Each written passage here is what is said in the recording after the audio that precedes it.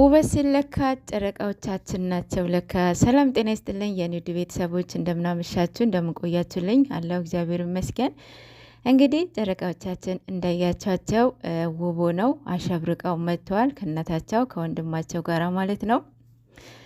ይመስለኛል 350 ሺህ ኬ ነው እሱም ያከበረችለት ቅመም ትመስለኛለች። አይብሶ ማታ የምናይ ይሆናል ምን ፐርፐዙ ምን እንደሆነ ማለት ነው።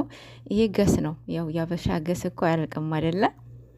እና በእርግጠኝነት እሱ ነው 350 ሺህ ኬ ነው። ሌላ ምን ሊሆን ይችላል? አኒቨርሰሪያቸው በቀደም አክብረዋል። ከዛ የቅመምዬ 300 ሺህ ይቀራል ማለት ነው። እንደዚህ ትላንትና እንደዚህ ያስቃችሁን ነገ ምንድን ነው ምን አዘጋጅታችሁልን ይሁን የሚል ብዙ ኮሜንት እያየሁ ነበረ። ግን ደግሞ ምንም አላዘጋጁም። በጣም ደስ የሚል ቪዲዮ ነበረ ትላንትናው። ማርያምን እኔ ተመችቶኛል፣ አስቆኛል፣ አዝናንቶኛል። በጣም ቁም ነገር ያለው ቪዲዮ ነበረ። ቅመም በቃ የታውነዋለች፣ አክሰንቶቿ ኤቭሪቲንጉ ማለት ነው። ማርያምን በጣም ጎበዝ ናት። የሆነ ሽማግሌ የበሰሉ ሽማግሎች አሉ አይደለ?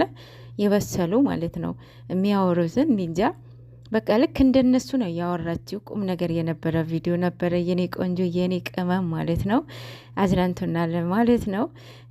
ያው ዛሬ ደግሞ በዚህ መልኩ መጥተዋል። ፐርፐዙ ምን እንደሆነ ማታ ምን ይሆናል። ሰብስክራይብ ላይክ እያደረግን እንጠብቃቸው ማለት ነው። እኔንም ላይክ ሰብስክራይብ ያደረጋችሁኝ አበረታቶኝ። እኔ የስደት እህታችሁ በጣም ነው ማመሰግነው። ማርያምን 15 ሺህ ልገባ ነው። ትንሽ ነው የቀረኝ። በጣም አመሰግናለሁ። እግዚአብሔር ያክብርልኝ። ሀገራችን ሰላም አድርግልን። ሀገራችን እግዚአብሔር ከክፉ ነገር ይጠብቅልን። ሁሉም ነገር ሀገር ሰላም ሲሆን ነውና ሰላም ያድርግልን። በእውነት በጸሎት ሰዓታችሁ አገራችሁንም አስቡ ማለት ነው። እኛንም ሰላም ያድርገን፣ ወደ ሀገራችን በሰላም ይመልሰን ማለት ነው። ሀፈናስዴ እስከ ማታ ማለት ነው።